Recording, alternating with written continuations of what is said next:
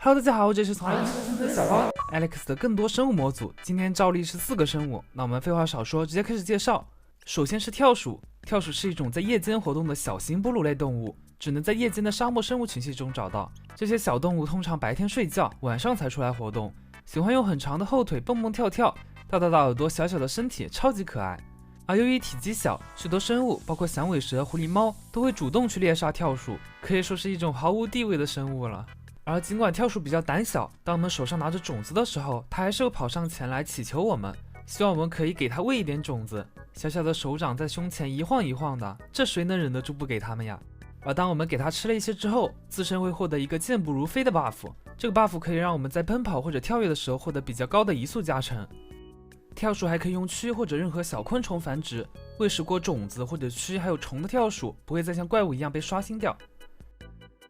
下面一个生物花飘飘 ，Alex 的生物终于又有一个植物类的生物了。我们可以在繁茂洞穴中找到它，它是一种被动的生物，有的时候会拍打头顶的花瓣漂浮起来。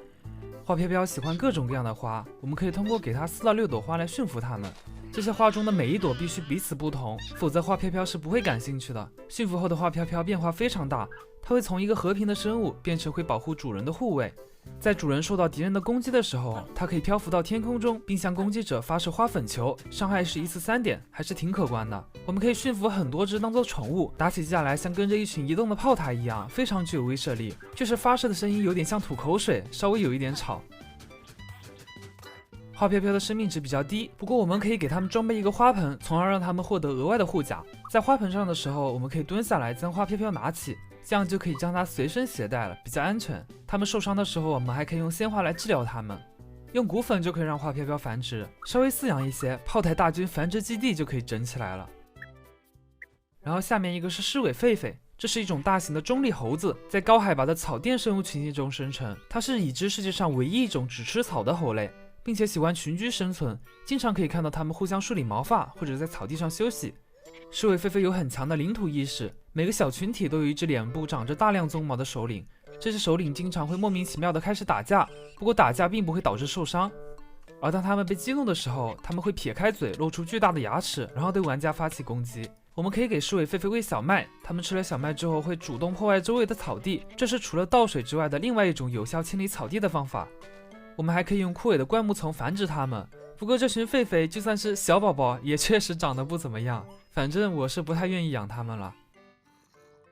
那最后一个的话是一个之前的生物，那个时候没有合适的分类，所以没有介绍啊，正好这次介绍一下。沙风怪是复仇的沙漠精灵，只会在沙漠中的暴风雨中出现。它是一种敌对的生物，会试图将他们的敌人抛向空中，或者向他们发射出一股沙流。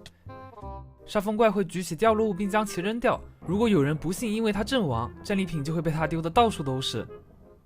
虽然输出很高，但是沙风怪的防御力很低，不过它们几乎空灵的身体让它们更能抵挡弹射物的攻击。我们在远处用弓箭射击的时候，对它们造成的伤害值会比较低。当沙风怪被击败之后，会掉落沙子，偶尔还会掉落一只眼睛，这个眼睛可以用来制作造风机，这是一个用在红石充能时会释放小阵风的方块，这种小风可以推动生物和物品，在一些红石装置中可能可以发挥奇妙的作用。